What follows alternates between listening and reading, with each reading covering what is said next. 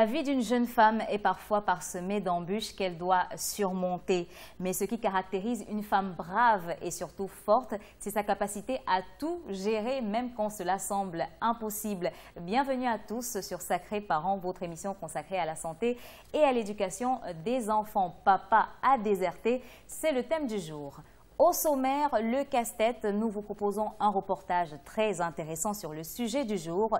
Dans la cuisine, miam miam avec Maman Élise ou l'art de faire de bons petits plats à petit prix. Et donc, ce moment que vous avez dans l'émission de poser toutes vos questions à notre spécialiste. Enfin, les petits génies ou les exploits filmés de nos bouts de chou à la maison. Bienvenue à tous sur Sacrés Parents. Si vous voulez faire partie de cette grande famille, voici comment procéder. Rejoignez la grande famille des Sacrés Parents sur notre page Facebook Sacrés Parents. Réagissez sur Twitter avec le hashtag Sacrés Parents. Retrouvez l'intégralité de cette émission sur notre site internet www.mymarabou.com. De retour sur ce plateau où je m'en vais dire un très bonjour à Maman Élise que je trouve très jolie aujourd'hui. Merci Tina. Et Mane. Et Mala.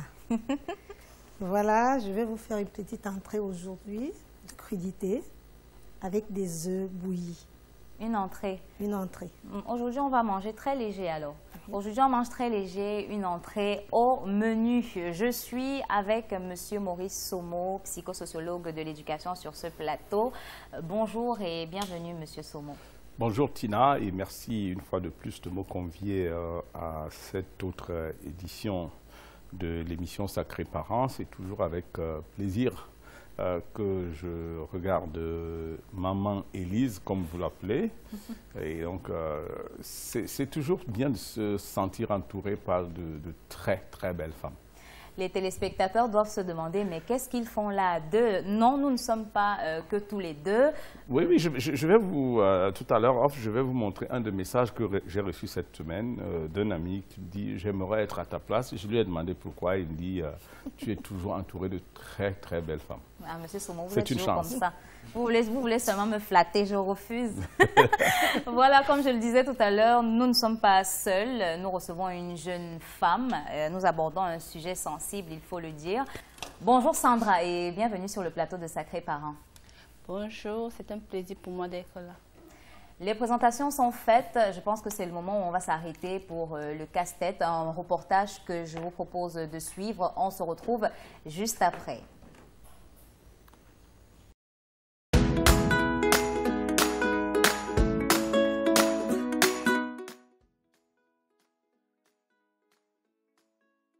Comme de nombreuses jeunes femmes de nos jours, Robertine élève son enfant toute seule.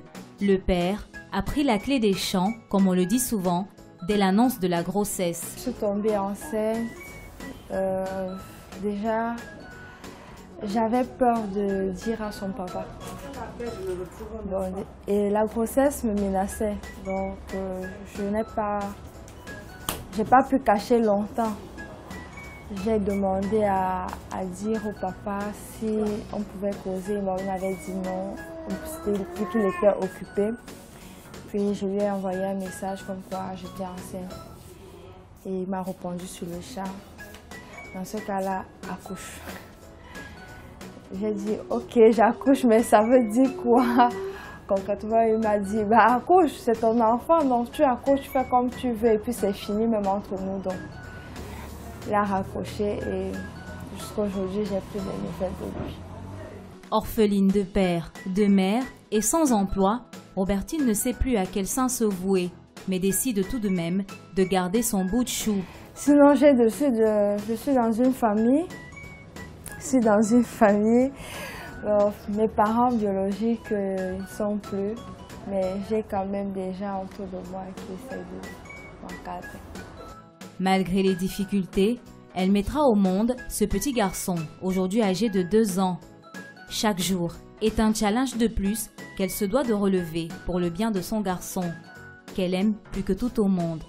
Bon, déjà le réveil, je me lève avant lui, parce qu'il faut apprêter beaucoup de choses. Moi, j'essaie de faire tout le ménage et tout. Je préparais son petit déjeuner. Parce que quand lui se réveille, que je ne sois pas en train d'être surmenée. Donc, lui se lève, je prends soin de lui normalement. Donc, je lui apporte toute l'attention. Sinon, je vais me retrouver en train de le laisser là traîner et faire autre chose. Pour s'en sortir, elle a dû se battre en multipliant les petits commerces, histoire d'avoir de quoi manger. Pour m'en sortir, j'ai dû faire des petits commerces. J'ai d'abord travaillé dans des restaurants chinois. C'était pas évident parce qu'il n'y avait personne pour garder l'enfant. Et ça me revenait encore plus cher parce qu'il fallait payer la personne qui garde l'enfant. Et mon revenu n'était pas vraiment ça. Donc, les charges, la maison, la chambre à payer et tout. Donc, j'ai trouvé qu'il fallait prendre les économies là et lancer un petit commerce. C'est là où j'ai commencé à vendre les œufs. Donc, je vendais les œufs devant ma chambre. Je faisais 2 alvéoles par jour. Et je m'arrangeais à filer 2 alvéoles par jour, équivalent de 6 000 francs. Donc, 6 000 francs, tu soustrais 1 500 rations journalières ou 1 000 francs. Tu te retrouves avec quand même quelque chose à garder. C'était donc le casse-tête, la jeune femme que nous venons de voir qui s'appelle donc Robertine, qui élève son enfant toute seule. Monsieur Somo, je me retourne vers vous pour vous parler de ce qui m'a le plus marqué dans ce reportage. C'est le fait que quand elle apprend qu'elle est enceinte, elle a peur de l'annoncer au père qui est pourtant l'auteur de la grossesse. Oui, ce n'est pas un phénomène exceptionnel. Il n'y a aucune exception à cela. On sait très bien comment ces choses se passent. Lorsqu'on s'engage dans une relation entre des jeunes personnes, même entre des personnes moins jeunes, l'objectif, le premier, c'est un objectif de plaisir.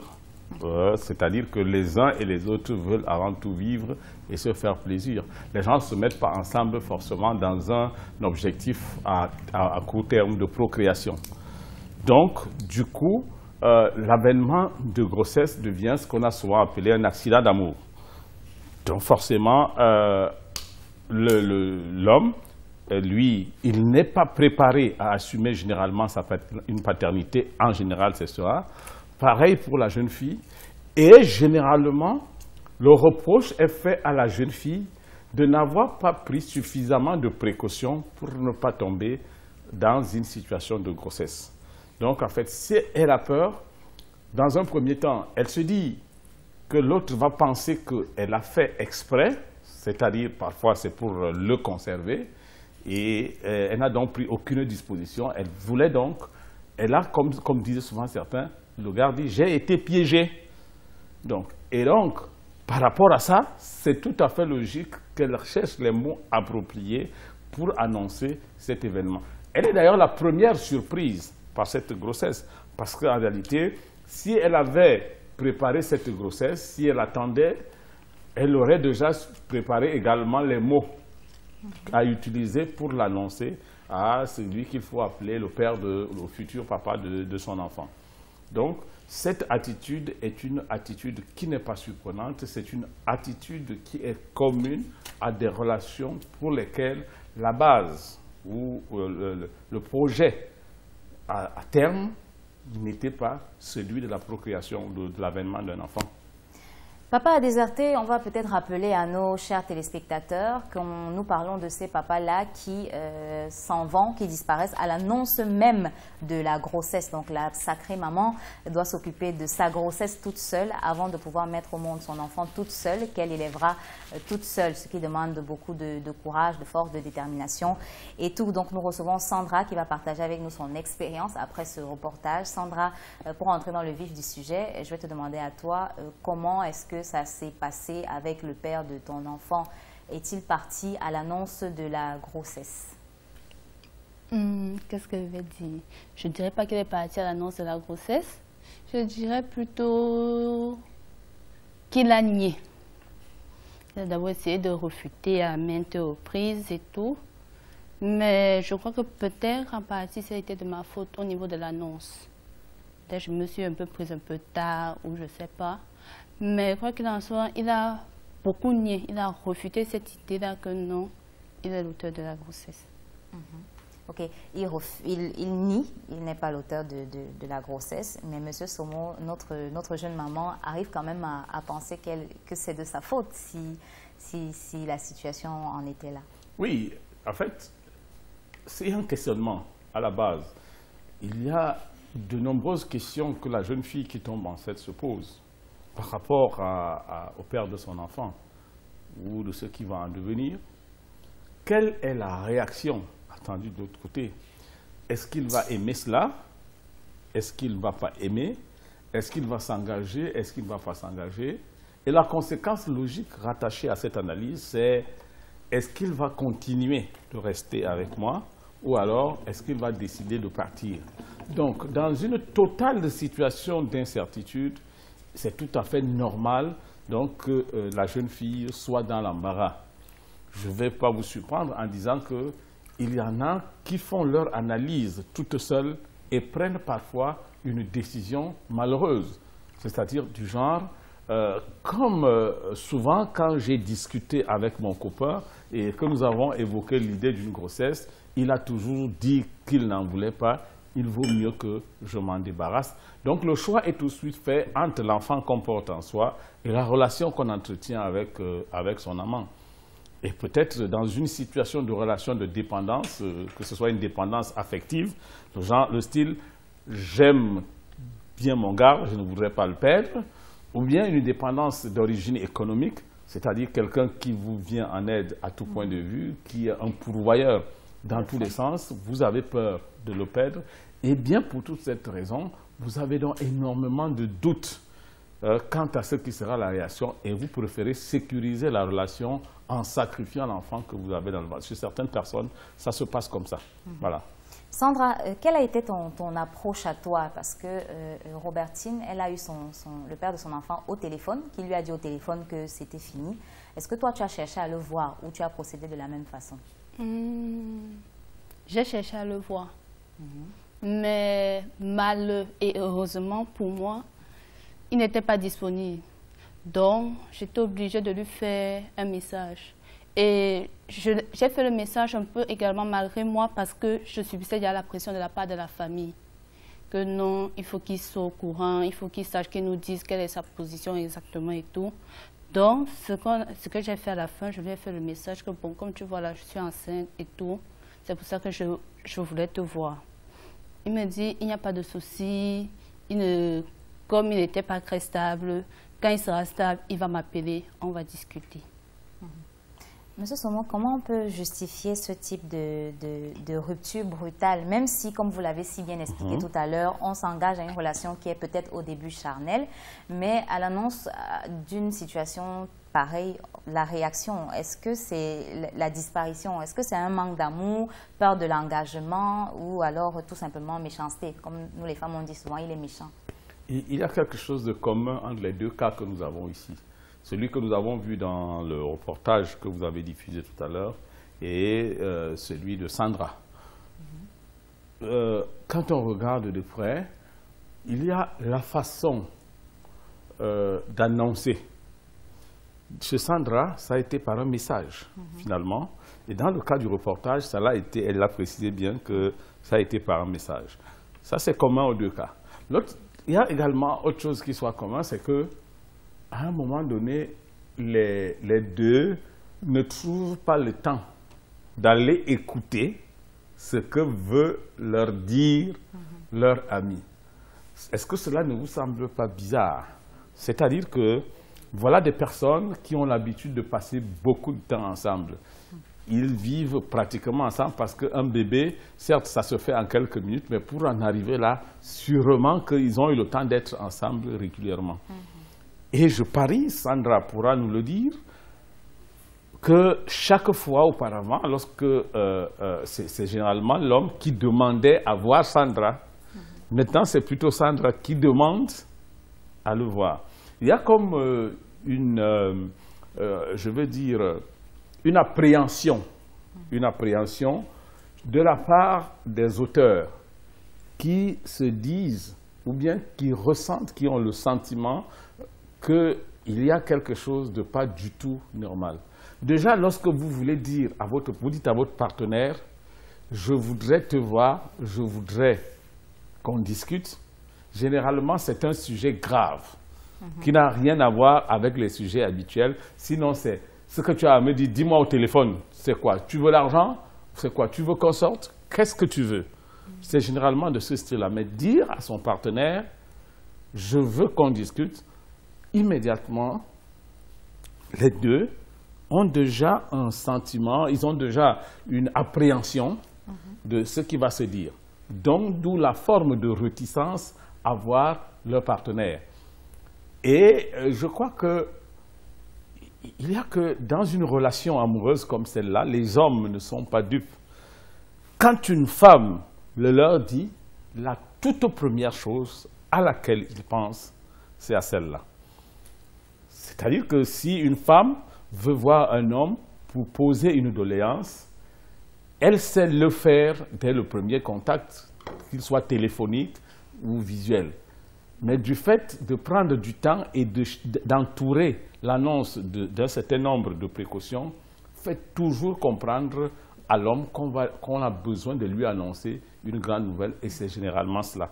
C'est pourquoi, généralement, l'attitude est qu'une analyse est faite par l'homme très rapidement. Si il n'est pas partant, il prend donc ses précautions, en prétextant l'idée, le fait que nous ne nous verrons pas. Et cette façon d'éviter de voir sa copine, c'est le temps pour la copine de prendre la décision, toute seule de son côté. Par contre, ceux qui en ont besoin, ceux qui vont accueillir la nouvelle avec joie, vont tous lui dire, de quoi veux-tu me parler? Mais dis-moi tout de suite au téléphone. Il y en a qui anticipent et disent, dis-moi, tu es enceinte? Dis-le-moi parce que moi j'attends ça depuis. Si c'est ça, c'est une très bonne nouvelle. Voilà, donc, vous voyez, dans les deux cas, ils ont été réticents, ils ont été tout de suite occupés. Ils ont été tout de suite occupés, et après, dans les deux cas, ils ont disparu. Voilà. Alors, si ils étaient vraiment dans la logique de cela, ils n'auraient pas été occupés que ça, et dans tous les cas, ils n'auraient pas disparu. Donc, comment justifier justement ce type de comportement? Parce que ce n'est pas des cas isolés, M. Somo. Ce que j'essaie de comprendre, c'est est-ce que c'est que la relation n'était pas fondée sur de bonnes bases, ou alors c'est de la lâcheté? Comment on peut expliquer ce type de comportement? C'est un cas de société qui est avéré. Nous tous, nous savons exactement comment ces relations, ça se passe aujourd'hui.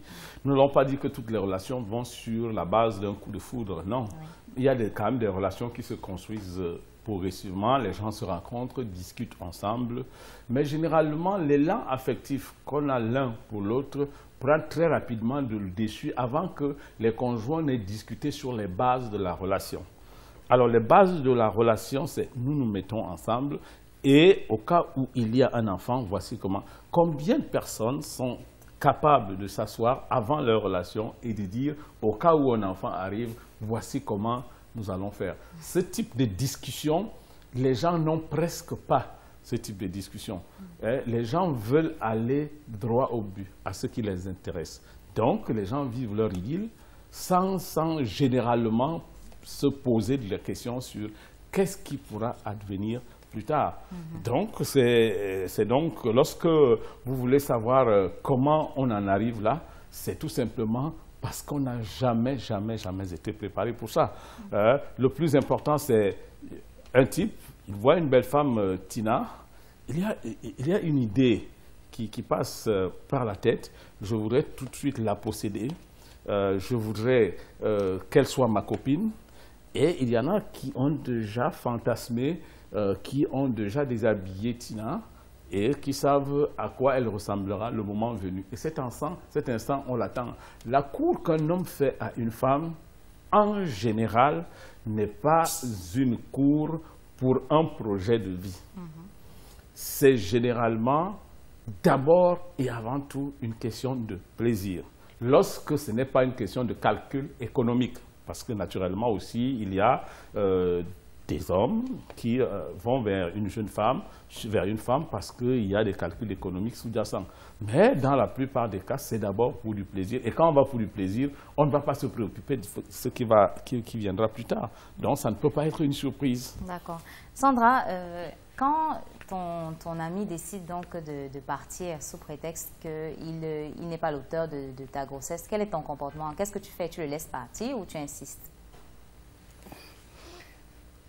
Partir, c'est un peu, je dirais que c'est un peu dur à dire, puisque vraiment, il n'est pas parti.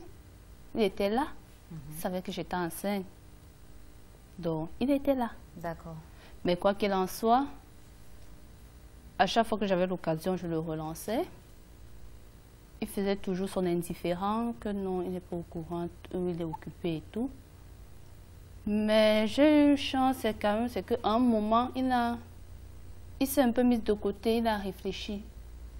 Il a dit que, ok, la fille, s'il veut me voir, essayons de voir de quoi il est exactement question. On a discuté, on s'est entendu sur beaucoup de choses. Mais bon, un homme reste un homme. Quand il a son idée en tête, et il agit comme ça vient dans sa tête. Donc, ce que moi, j'ai beaucoup plus fait, et moi, j'ai eu une chance, j'ai eu le soutien de ma famille. Bon, c'est vrai que nous sommes peu aisés, donc, et je vivais sous la tutelle d'un proche parent à moi. Donc, ce qu'elle a fait, quand il a décidé de se mettre à côté, quand il s'est mis à côté, elle a décidé de tout prendre à sa charge.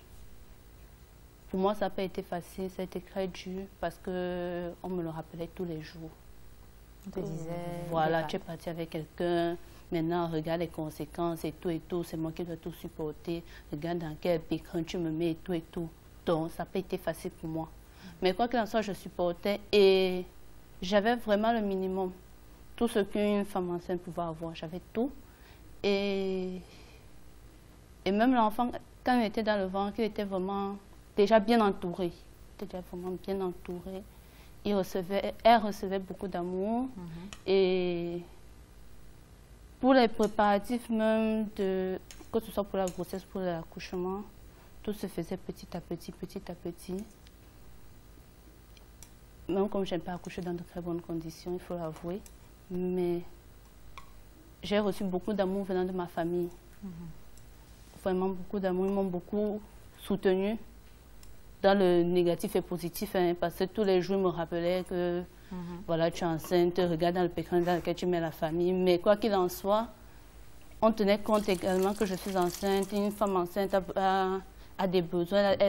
Son comportement change, son corps change. Et surtout, je partais toujours à l'école.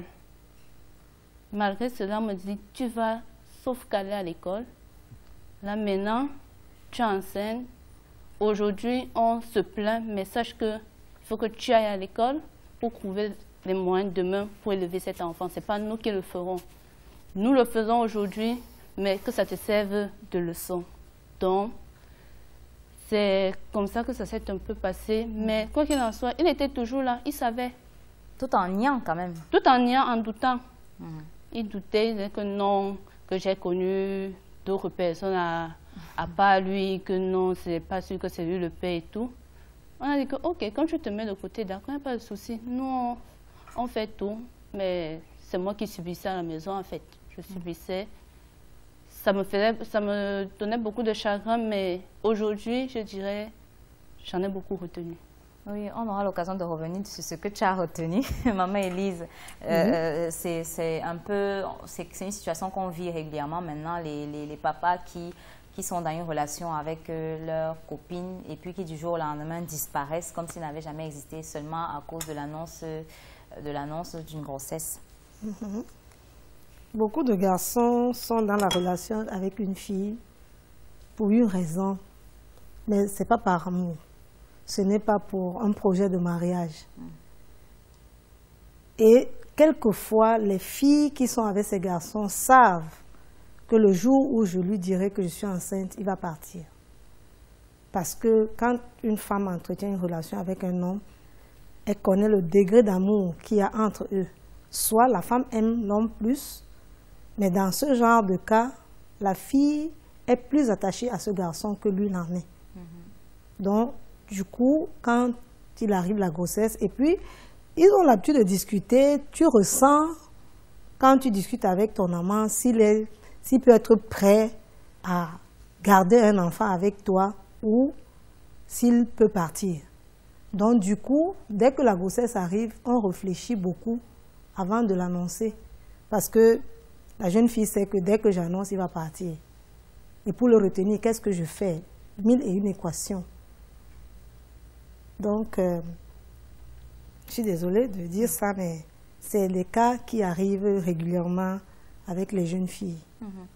Monsieur Somo, c'est là où la famille intervient, parce que quand, comme Sandra, une jeune femme se retrouve dans ce type de situation, elle a la chance peut-être d'avoir ses parents, l'autre, Robertine, n'a pas ses parents, en tout cas ses parents biologiques. C'est à partir de ce moment que l'entourage, de manière générale, joue un rôle très, très important dans le suivi. Parce que quand Sandra en parle, on sent qu'elle a encore un petit peu des petits pincements et tout ça. Il faut quand même que ce type de personne ait un suivi particulier, même si ce n'est pas des plus proches parents. Bon, pour qu'on soit entouré, il faut que cet entourage, il faut qu'il soit là, cet entourage. Oui, c'est exact. Il est clair que dans la plupart des cas, lorsque une grossesse de ce type est arrivée, que le père ait décidé de déserter et de partir ou non, l'ensemble des projets que la famille a bâtis sur une jeune fille, c'est des projets qui sont clairs. On a une jeune fille, on sait qu'elle va à l'école, après ses études, on sait qu'elle devra travailler et qu'elle devra travailler et par la suite, elle devrait fonder un foyer en prenant un époux, en se mariant. Et donc, la grossesse apparaît comme une grosse déception. Alors, qu'il y ait des gens autour ou non, il y a parfois qu'on est entouré. Et cet entourage devient plutôt nocif pour la jeune fille qui est enceinte, parce qu'elle fait dans certains cas l'objet d'une raillerie. Je dis même, il y a des jeunes filles qui ont leur père et leur mère qui existent, mais qui sont obligées de fuguer, tout simplement parce qu'elles sont grosses, parce qu'elles craignent la furie, la colère des parents. Donc, une chose est d'être entourée par des personnes, mais une autre chose est d'être bien entouré par ces personnes. On ne peut pas le faire comme sur la forme d'une recommandation, mais tout se passera en fonction du volume, ou si vous voulez, de l'ampleur des espoirs qui sont placés en la jeune fille. Bien, plus les espoirs sont grands, plus la déception sera aussi grande, et plus on peut attendre à des formes de répréhension de la part de la famille vis-à-vis de la jeune fille. Bien. Maintenant, il peut aussi arriver des cas où la jeune fille, sa grossesse tombe à pic. On connaît des familles où on a une fille unique qui menace à un moment donné de finir ses études et d'aller se marier, et pour lesquels les parents souhaitent qu'avant d'aller se marier, qu'elle leur laisse un enfant à la maison. Dans ce cas, l'avènement de la grossesse devient une excellente chose. Et tout au contraire, c'est la famille qui la première déterre la hache de guerre contre le géniteur.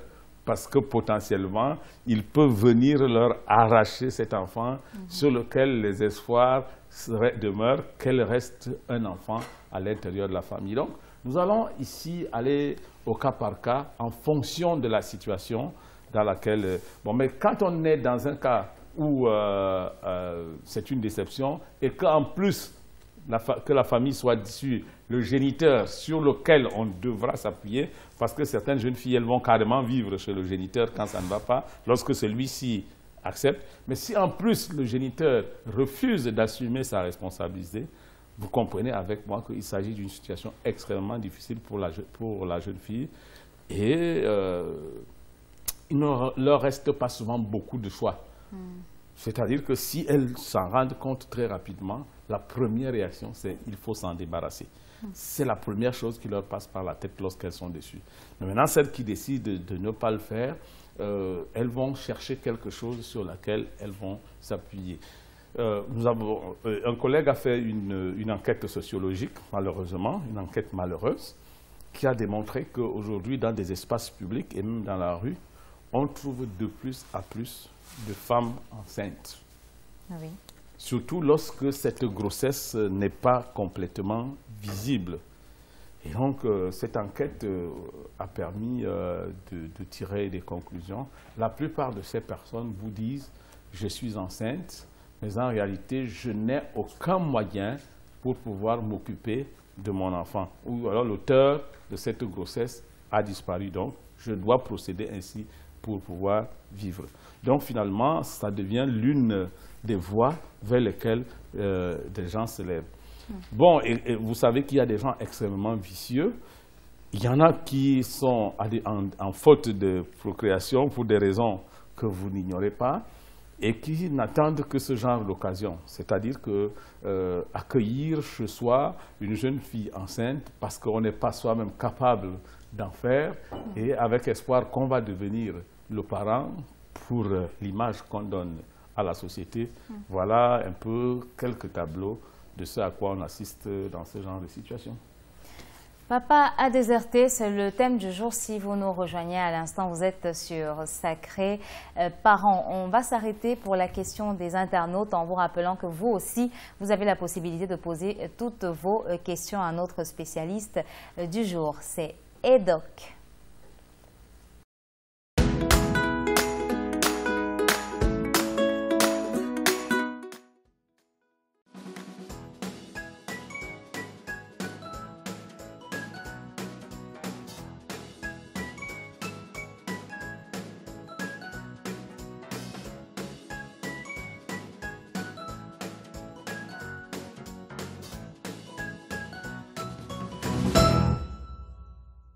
Et donc, ma femme et moi et nos enfants de 10 et 6 ans vivons dans un studio. Nous partageons la même chambre. Y a-t-il des risques à partager sa chambre conjugale avec ses enfants? Cet internaute s'interroge. Bon, maintenant, ça dépend de ce qui s'y passe. De un, et deux, de qui est spectateur de quoi, et qui est acteur de quoi. Bien, si vos enfants peuvent dormir avec vous dans la même chambre et que tout le monde dort sagement toute la nuit et tous les jours, à mon sens, il n'y a pas de problème. Au contraire, ça va participer au renforcement des liens affectifs et au resserrement des liens de la famille. Mais ça m'étonnerait quand même que sur 1 mois, 2 mois, qu'un homme et une femme soient endormis. Après, quand est-ce qu'ils vont faire les autres enfants? Ça se complique. Ici, nous avons 2 catégories d'enfants. Comme il a dit, il y a des enfants, il parle d'un enfant de 10 ans et d'un enfant de 6 ans. Je crois que la phase de 6 ans coïncide avec ce qu'on appelle au plan psychologique la phase post-oedipienne.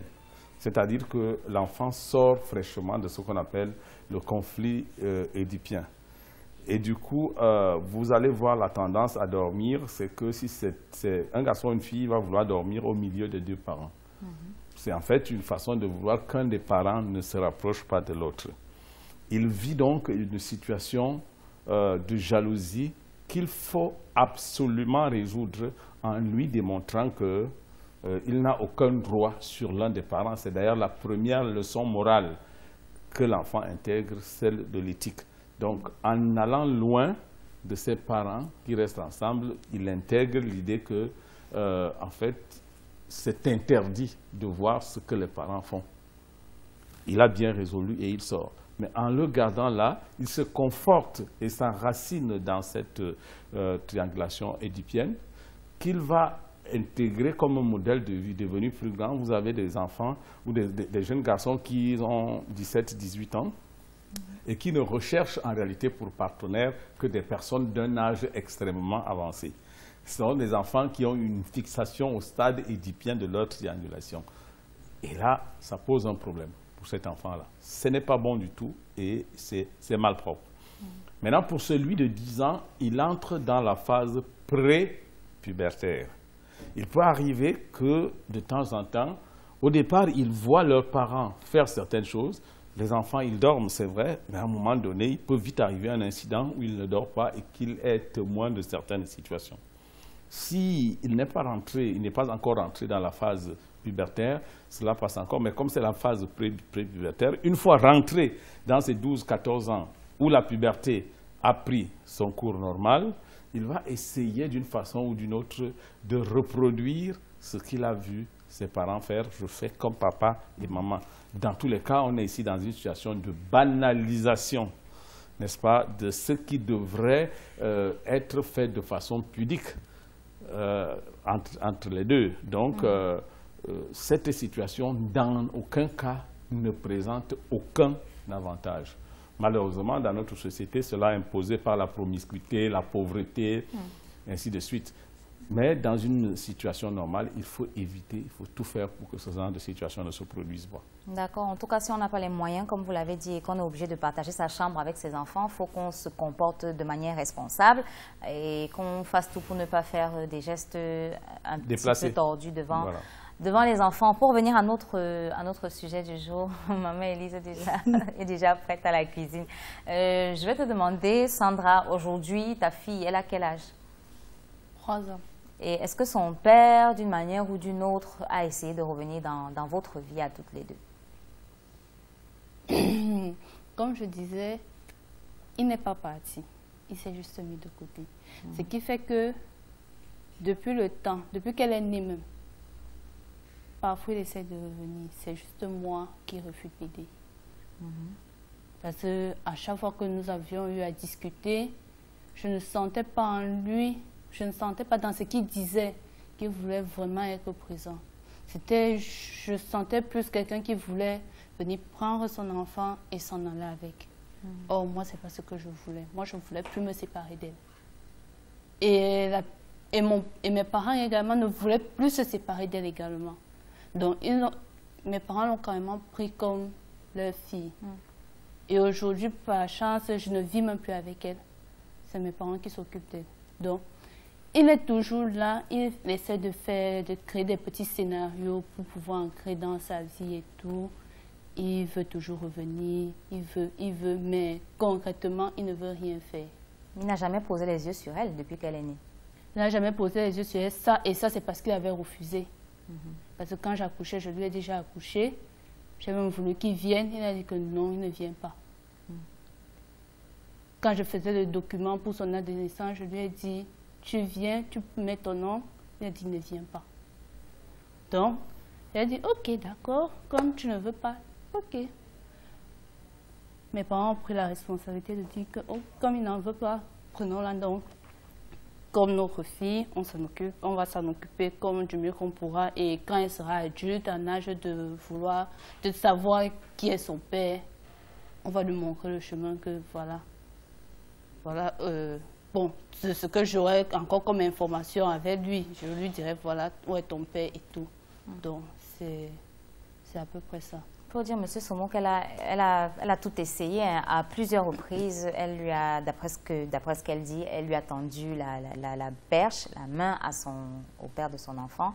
Et à chaque fois, elle était face à son refus, un refus d'ailleurs catégorique. Non, c'est clair. Et c'est tout à fait logique. La base de leur rapport était rompue. Le contrat initial est rompu. Ils étaient là pour une relation de plaisir, d'amour pour le plaisir. Maintenant, elle a pris la grossesse, elle n'est plus disponible pour le plaisir auquel il s'adonnait. Et du coup, elle ne sert plus à rien. Le gars, il a envie de passer à autre chose. Mais il y a également ce lien filial de parenté qui anime souvent les hommes. Savoir qu'ils ont leur progéniture quelque part et que probablement, tôt ou tard, ça pourra ressurgir, ils auraient des comptes à rendre. Je dis, dans le témoignage qu'elle fait, on ressent qu'elle dit elle-même qu'il n'est jamais véritablement parti. Il est toujours resté là, mais je crois que si Sandra nous dit toute la vérité, on a comme une barrière qui s'est posée entre elle, l'enfant et les parents par rapport au papa. Au papa, on a l'impression qu'à un moment donné, le papa, malgré sa volonté, n'est-ce pas, d'être là, la fille avait déjà trouvé l'amour et l'adoption des parents, surtout dans les premiers moments. Lorsque le type a nié, bon, les parents tout de suite s'en sont appropriés. Maintenant, lorsqu'ils tentent de revenir, ils trouvent une barrière qui est déjà constituée. Conséquence, il essaie de contourner pour s'introduire directement dans la vie de l'enfant qui l'intéresse et qu'il va chercher à l'enlever. Mais il y a aussi certaines personnes qui oublient difficilement le plaisir qu'ils ont eu à être avec la fille. C'est-à-dire que maintenant que l'enfant est venu et que ça a été géré, pourquoi est-ce qu'on ne recommencerait pas à se donner le plaisir que l'on avait? Ce n'est pas parce que l'enfant est arrivé forcément qu'on cesse tout de suite d'aimer la femme qu'on a aimée. Donc probablement l'enfant devient un handicap. On pense qu'il va gêner la relation. Quand il vient, il naît et que tout se passe bien, on dit pourquoi pas. Et parfois le retour, n'est-ce pas, de ce père vers l'enfant, ce n'est pas en réalité l'enfant qui le recherche. Il recherche à nouveau à reconquérir l'affection de la jeune fille pour que les choses reprennent là où elles ont été.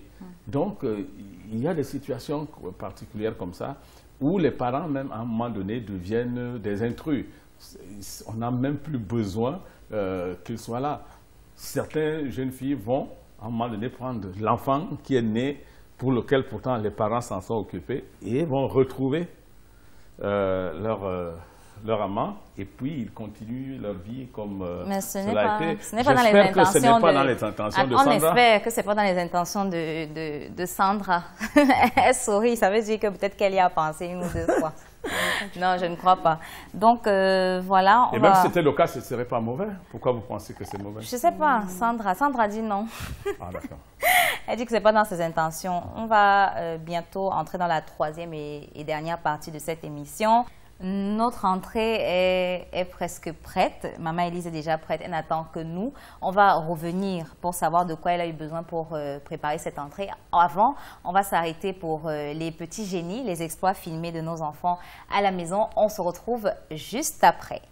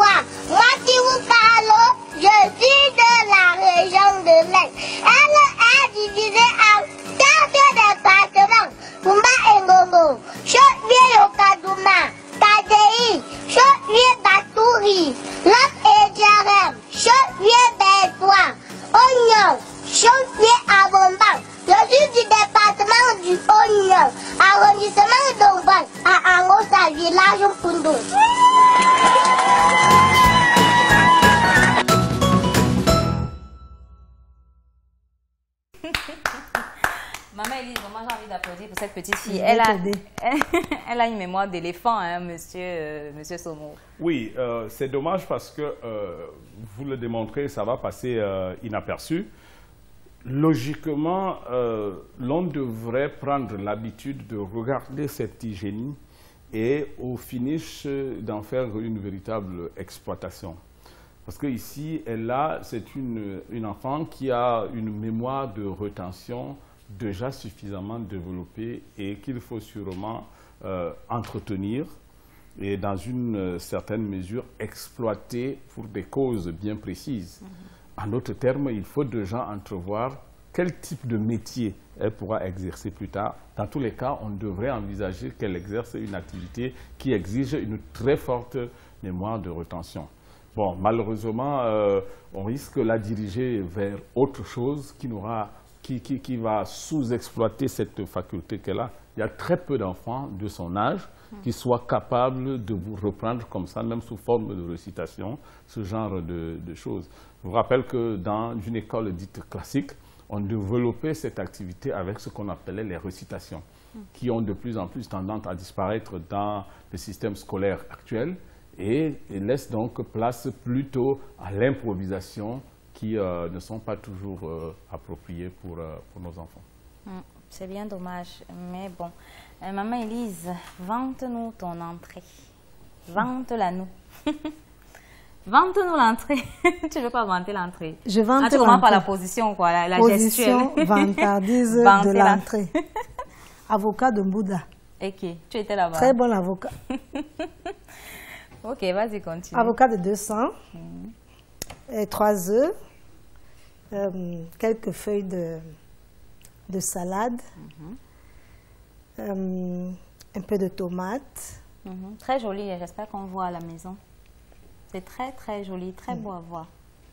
Avocat, tomate. Avocat, tomate. Salade. Et œufs. Et œufs, œufs durs. Oui. Voilà, notre entrée est prête. Pour combien de personnes? L'entrée ne se mange pas beaucoup. Ça veut dire que jusqu'à 6 personnes peuvent manger cette entrée. D'accord. Et ça nous a pris combien de réaliser cette entrée? Pas grand-chose. Environ 1100 francs. Ok. 1100 francs. 6 personnes peuvent manger une entrée avant de peut-être manger un gros plat, un plat de résistance, ou même ne manger que ça. Pourquoi pas, Monsieur Somo? Oui, enfin, si on veut perdre quelques kilos, c'est approprié. Bon, maintenant, je ne sais pas. On va bientôt se quitter. Je vais demander à Sandra si elle a un mot de fin, un message à passer, quelque chose à dire aux mamans qui sont dans cette situation, parce qu'aujourd'hui, elle semble aller très bien, elle est passée à autre chose, c'est une maman forte, c'est une sacrée maman. Peut-être un mot pour les gens qui te regardent. Bon, qui t'entendent, hein, pas qui te regardent. C'est vrai que je ne me suis pas préparée pour ce genre de discours et je crois que je ne suis pas la mieux placée pour vous donner ce genre de discours. Mais ce que je dirais, c'est pour les femmes, je dirais pas femmes, pour les filles qui vont peut-être se retrouver enceintes et que le père va déserter, c'est de rester dans la foi. Et surtout, de ne pas fuguer. Le parent dira tout, ils vont t'insulter, te blâmer et tout, mais ils ne vont jamais rejeter cet enfant quand il va naître. Donc, fuguer n'est pas la meilleure des solutions. Au contraire, ça tire encore plus le problème. Donc, le mieux, c'est de rester supporté et rester dans la prière. Rester vraiment dans la prière parce que Dieu nous réserve beaucoup de choses à nous, les femmes ici-bas. Et chaque obstacle qu'il met devant toi, c'est parce qu'il a prévu quelque chose de grand après. Merci, sacrée maman Sandra. J'applaudis aussi pour toi. Monsieur Somo, un mot de fin. Oui, je voudrais d'abord dire à Sandra que ce n'est pas Dieu qui l'a envoyé faire ce que... Il est comme ça. Hein. Ce qu'elle est allée faire, donc vous ne pouvez pas forcément compter sur Dieu. Ça, c'est pour les autres qui nous écoutent.